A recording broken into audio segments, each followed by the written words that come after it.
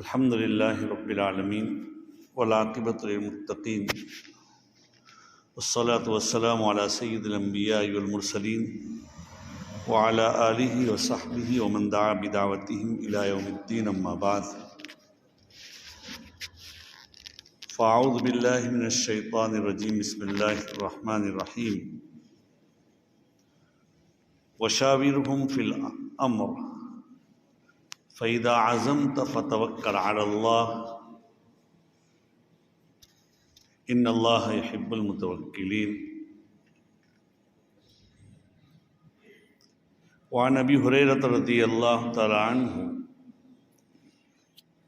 يقول سمعت رسول الله صلى الله عليه وسلم قال من أفتي بغير علم كان إثمه على من أفتاه، وقال ومن أشار على أخيه بأمر يعلم أن الرشد في غيره فقد خان، رواہ ابو داود۔ بزرگان محترم، عزیز و دوستو،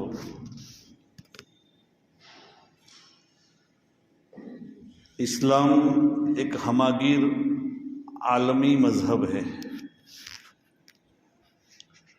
اور اسلام نے رہتی دنیا تک ہر چیز کی انسانیت کی رہنمائی کی ہے، یہ ہمارا یقین ہے۔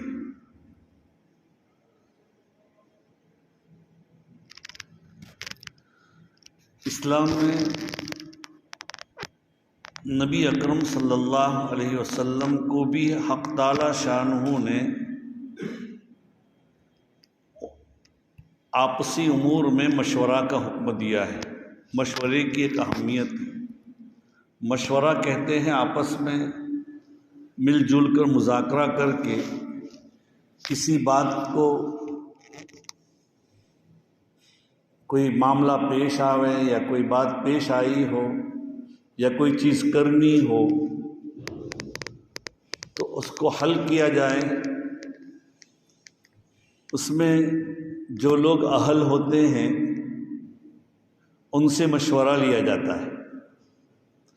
بعض مرتبہ سارے لوگوں سے مشورہ لینا مشکل بھی ہو جاتا ہے، لیکن تب بھی جو لوگ اس معاملے میں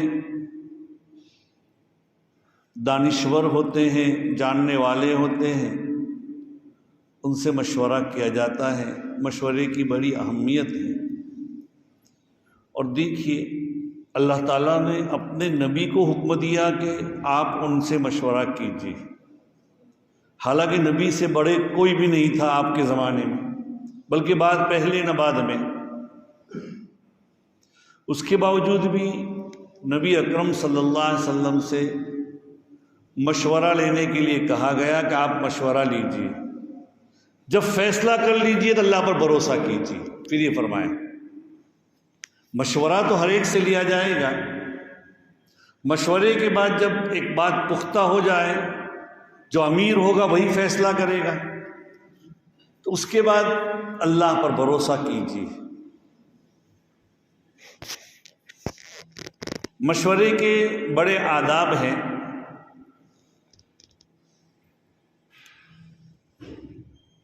مشورے کے لیے ضروری یہ ہے کہ سامنے والے کے اندر ایک اہلیت پائی جا رہی ہے کہ مشورہ دینے کا وہ اہل بھی ہے کہ نہیں۔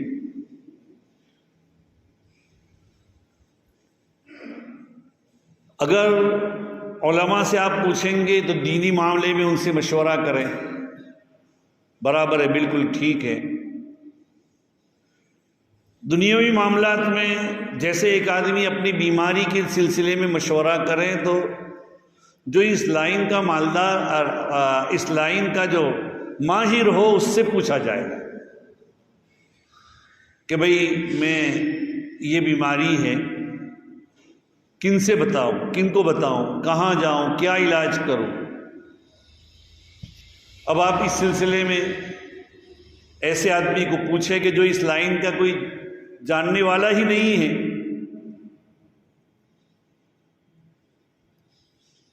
تو مشورے سے کیا ہوگا؟ بیماری جو علاج ہو رہا ہے یا علاج کرنا ہے اس کی صحیح رہنمائی نہیں ہو سکتی.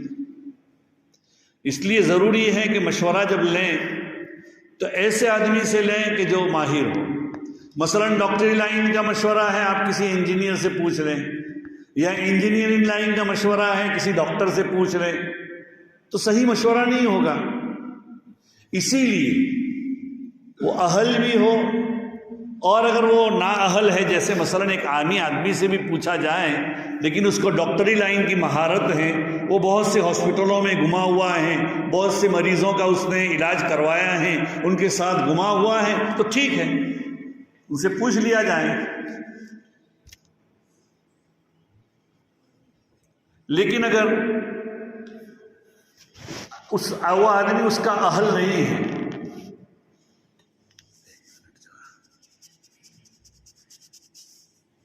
وہ آدمی اس کا اہل نہیں ہے اور اس سے پوچھا گیا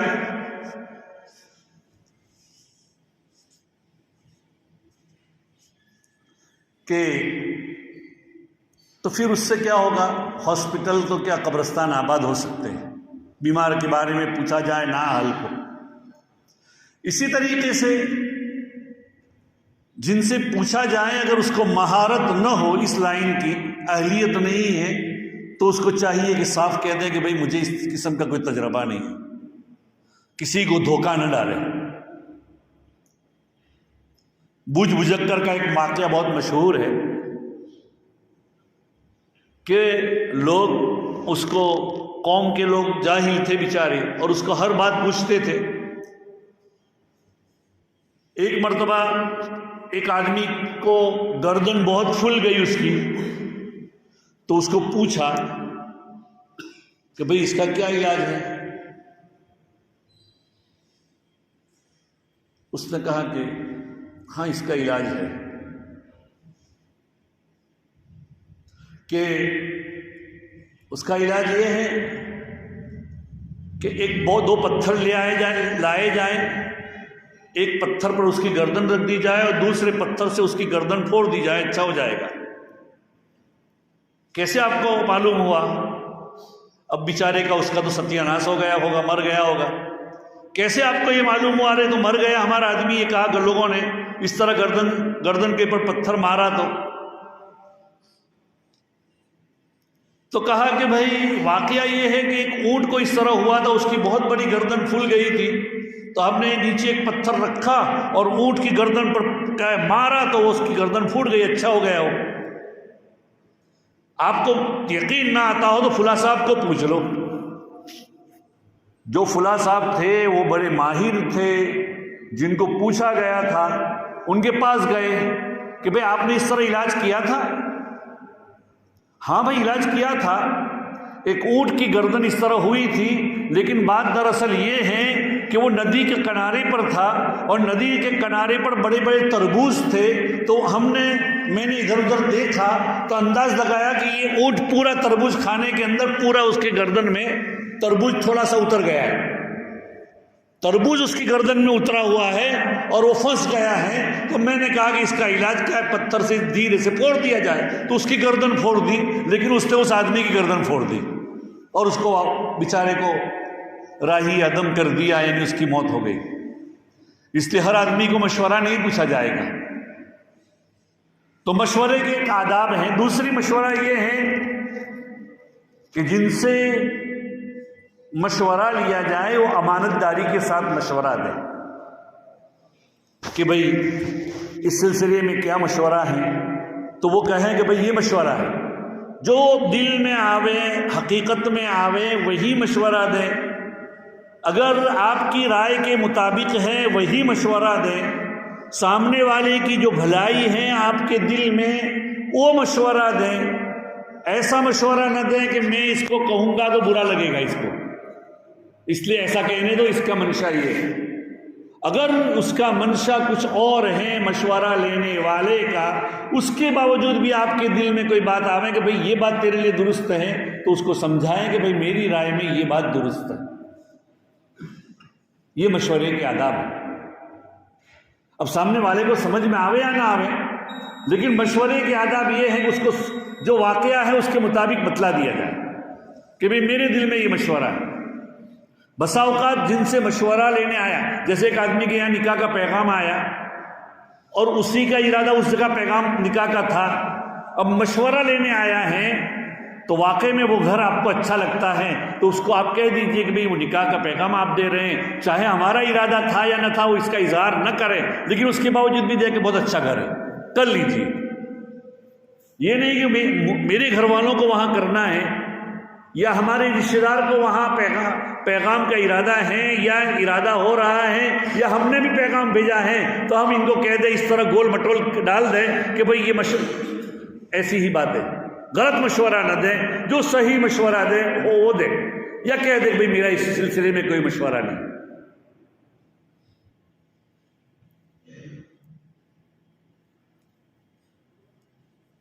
اور جب مشورہ لینے کے لیے کوئی بات آوے تو ضرورت کے موقع پر مشورے کے اندر غیبت بھی جائز ہے۔ کوئی آدمی کسی سے مشورہ کرنے آوے اور سامنے والے کے کوئی عادات اخلاق اچھے نہیں ہیں تو اس سلسلے میں آپ کہہ بھی سکتے ہیں کہ دیکھیے بھائی یہ بات ہے کہ تم میرے پاس مشورہ کرنے کے لیے آئے ہو، لیکن فلاں آدمی کے اندر تو یہ عیب ہے۔ اور اس سلسلے میں ہمارے سامنے ایک روایت ہے، حضرت فاطمہ بنت قیس رضی اللہ تعالی عنہ، مسلم شریف کی روایت ہے، ان کے پاس نکاح کے پیغام آئے تھے، صحابیہ ہیں، ان کی ایک جگہ نکاح پہلے ہوا تھا، اللہ کے رسول نے ان کو کہا تھا کہ تمہارا جب عدت پوری ہو جائے تو میرے پاس آنا۔ تو نبی اکرم صلی اللہ علیہ وسلم نے یہ کہا کہ ان کی عدت پوری ہو گئی تھی، آئی اللہ کے رسول 2 جگہ سے پیغام آئے ہیں، کون ہیں؟ تو فرمایا کہ میرے پاس جو نکاح کے پیغام آئے ہیں ایک تو ابو جہم ہیں اور دوسرے حضرت معاویہ ابن ابو سفیان ہیں، دونوں نے مشورہ دی، دونوں نے کیا ہے نکاح کا پیغام دیا ہے۔ اللہ کے رسول صلی اللہ علیہ وسلم نے فرمایا دیکھیے ابو جہم جو ہیں ان کے بارے میں اللہ کے رسول نے فرمایا فلا یزعو عصاہ عن عاتقہ، وہ اپنی گردن سے لاٹھی نیچے نہیں رکھتے۔ محدثین نے اس کے 2 معنی لکھے، اپنی گردن سے لاٹھی نیچے نہیں رکھتے، اس کا مطلب کیا ہے کہ وہ ہمیشہ دے دھنا دھن کرتے ہیں، اپنی بیویوں کو مارتے ہیں۔ دوسرا مطلب یہ لکھا ہے کہ وہ سفر کرتے ہیں ہمیشہ۔ وَأَمَّا ابو سفیان، اور رہا معاویہ ابن ابو سفیان فَسُعْلُوكُ لَا مَالَ لَهُ، وہ تنگ دست ہیں، ان کے پاس اس وقت مال نہیں ہے، آپ اپنے لیے دیکھیے۔ لیکن میری رائے یہ ہے کہ آپ اسامہ ابن زید سے نکاح کر لیں۔ حضرت فاطمہ کہتی ہے کہ اللہ کے رسول کی میں نے بات مانی اور اس کی وجہ سے ہوا یہ کہ اللہ نے اس نکاح میں بڑی برکت رکھی۔ تو بہرحال یہ مشورہ ہے، یہ مشورے کے آداب ہیں۔ مشورے کے اندر میں نے بتلایا کہ غیبت جائز ہے بقدر ضرورت، اسی کے اندر پڑے نہ رہیں۔ اللہ کے رسول صلی اللہ علیہ وسلم نے بتلا دیا کہ دیکھیے ان دونوں کے اندر یہ خرابی ہے۔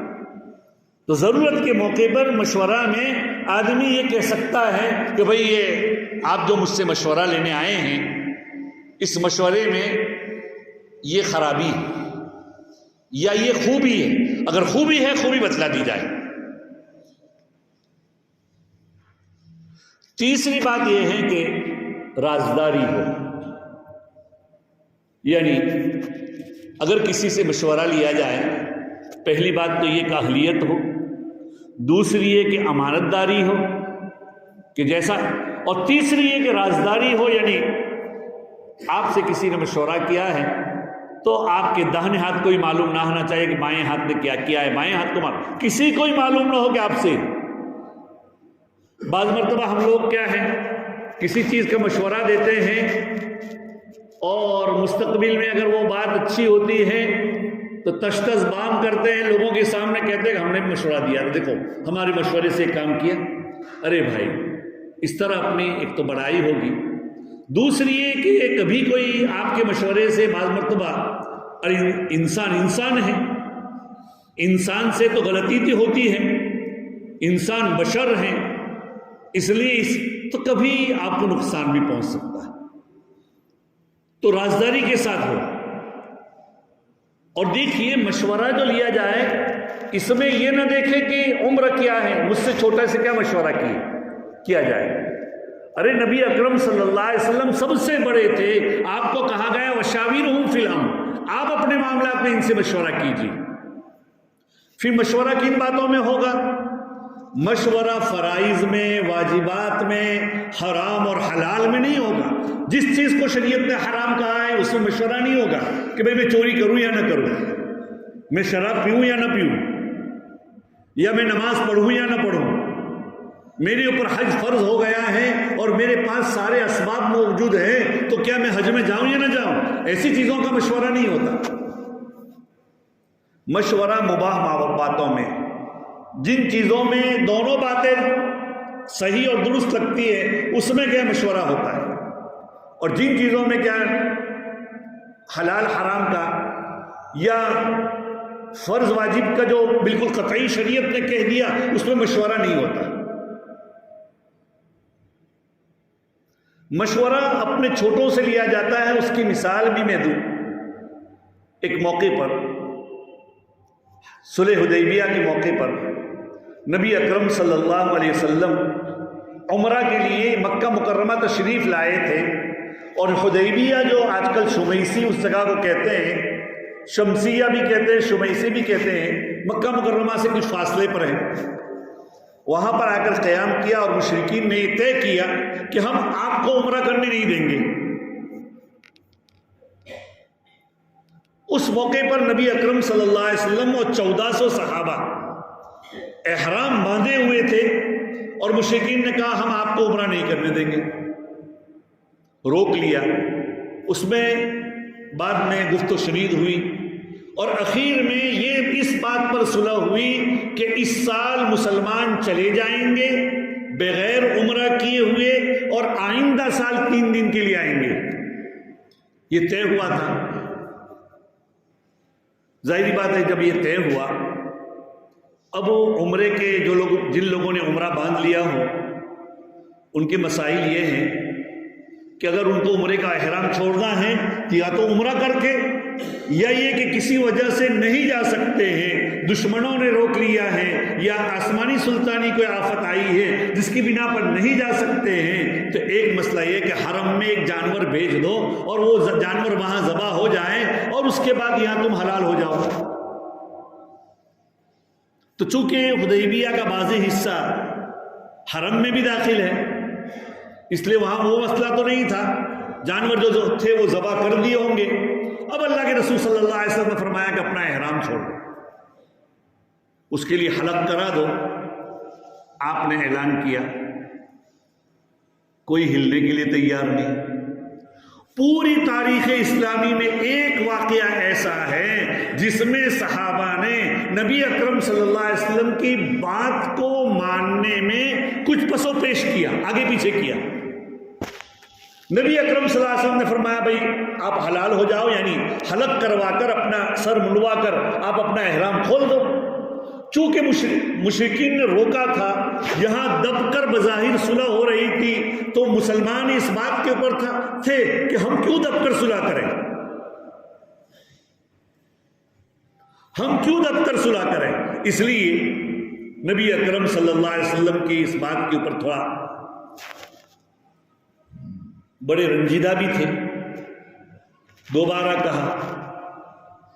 ام المؤمنین سیدہ ام سلمہ کے پاس گئی، وہ بڑی عاقلہ عورت کہلاتی تھی، ان کے سامنے اللہ کے رسول نے پیش کیا کہ بھئی واقعہ یہ ہے، تو حضرت ام سلمہ نے فرمایا آپ کسی کو کچھ بھی نہ کہیے، آپ خود حلق کرا لیجیے اور اپنا احرام کھول دیجیے۔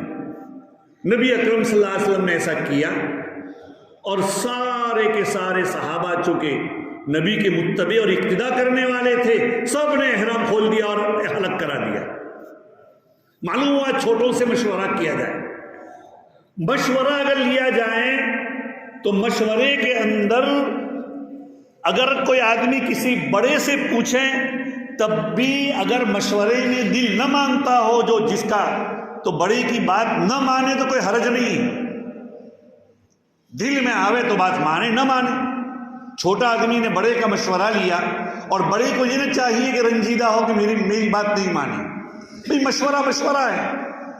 نبی اکرم صلی اللہ علیہ وسلم کے زمانے کا واقعہ ہے، حضرت بریرہ رضی اللہ تعالیٰ عنہ ایک عورت تھی جو باندھی تھی۔ اب اس زمانے کی جو باندیوں کا جو معاملہ تھا کہ باندی وہ ہوتی ہے جو کسی کی ملکت میں آتی ہے، اس کے شرعی قاعدے ہیں کچھ، اس زمانے میں یہ بات نہیں پائی جاتی۔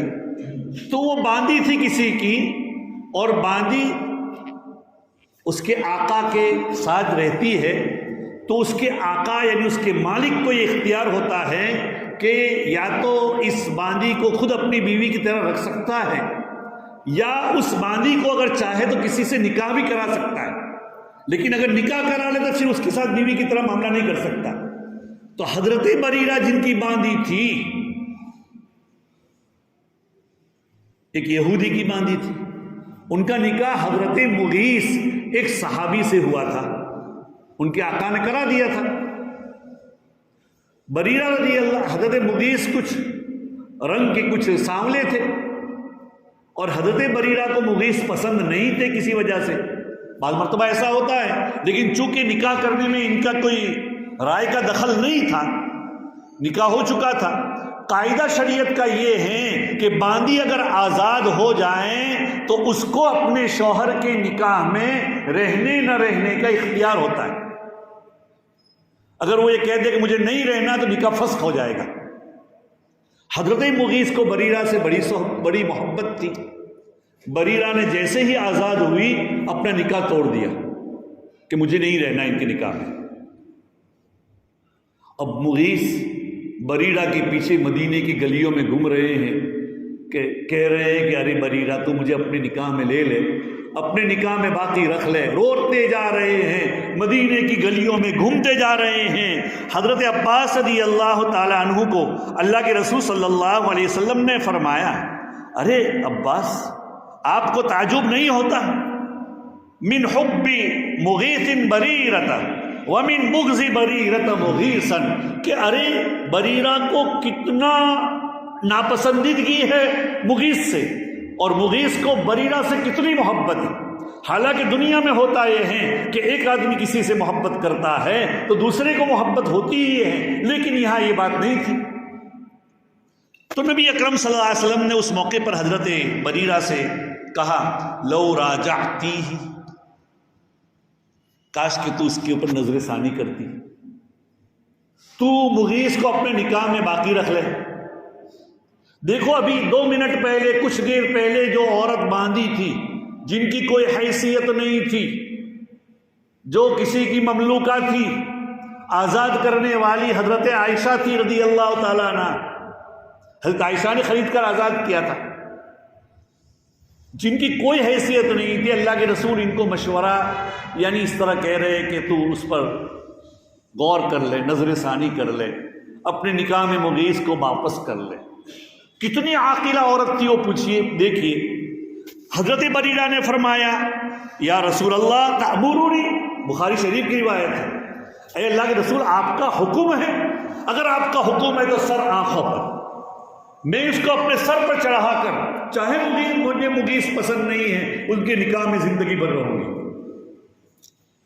اللہ کے رسول صلی اللہ علیہ وسلم نے فرمایا، انما اشفع، میں تو مشورہ دیتا ہوں، میں سفارش کرتا ہوں، بس اس سے زیادہ۔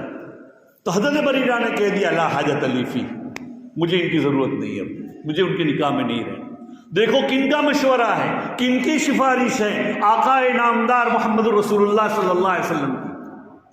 تو کہنے کا مقصد یہ ہے کہ اگر کسی سے مشورہ کیا جائے اور مشورہ قبول نہ کرے سامنے والا، تو اس میں بڑا ہو تب بھی چھوٹا کبیدہ اور رنجیدہ ہونے کی ضرورت نہیں۔ بہرحال بھائی، مشورے کی بات تھی۔ ہمارے یہاں آج کل انتخاب کا زمانہ ہے، انتخاب میں یہ انتخاب بھی ایک مشورہ اور ایک سفارش ہے۔ تو سفارش اور مشورہ کن کو لیے دیا جائے؟ انہی کو دیا جائے کہ جو ملک و ملت کو آباد کرے، جو قوم کی ترقی کرے، جو قوم کو، جو پورے ملک کو ترقی کی راہ پر گامزن کرنے کے عزائم رکھتے ہیں، جن کے منشور یہ ہیں کہ ہم ملک کو آگے بڑھائیں گے، ہم ساری برادریوں کو، سارے بلا تفریق ملت و مذہب جن کو ہم کیا ہے آگے بڑھائیں گے، تو ایسے لوگوں کو جن سے ہمارا ووٹ رائے گا نہ ہو، ایسے لوگوں کو کیا ہے مشورہ دیا جائے، اور ایسے لوگوں کو ہم کیا ہے ووٹ دیں کہ جو ملک ملت کو آباد کرنے والے ہوں۔ اور اس سلسلے میں انشاءاللہ نماز کے بعد ایک پرچہ بھی جو دارالعلوم کی طرف سے مشورے کے طور پر کہ بھئی ووٹ دینا ایک گواہی ہے، اور گواہی انہی کو گواہی دی جائے تو جو ذمہ داری ہے یہ ہمارا، نہ دینا یہ گواہی کو چھپانا ہے، اور گواہی کو چھپانا یہ گناہ ہے، لہذا ووٹ ضرور دیں۔ اسی طریقے سے اور بھی ہے تو انشاءاللہ ہمارے امام صاحب پڑھیں گے۔ اور دوسری بات یہ ہے کہ بھئی عزیز و دوستو، گزشتہ ہفتے میں بھی اعلان ہوا تھا کہ بھئی ہمارے ضلع کا اجتماع ہونے جا رہا ہے، پنچ محال ضلع کا، نماز کے بعد بھی اعلان کریں گے، اور 3 سالوں کو بعد یہ اجتماع ہو رہا ہے۔ تو تمام حضرات سے گزارش ہے کہ 10 تاریخ کی عصر سے پہلے وہاں پہنچ جائیں، اور 12 تاریخ کی صبح 9:30 بجے آخری مجلس ہوگی، اور اپنے اپنے نظام پورا کا پورا بنا لیں، کھانے پینے کے بھی پاس وہاں جا کر خرید لیں، اور یہ تمام باتیں کیا کریں، اور اس کے بعد تو للہ رب العالمین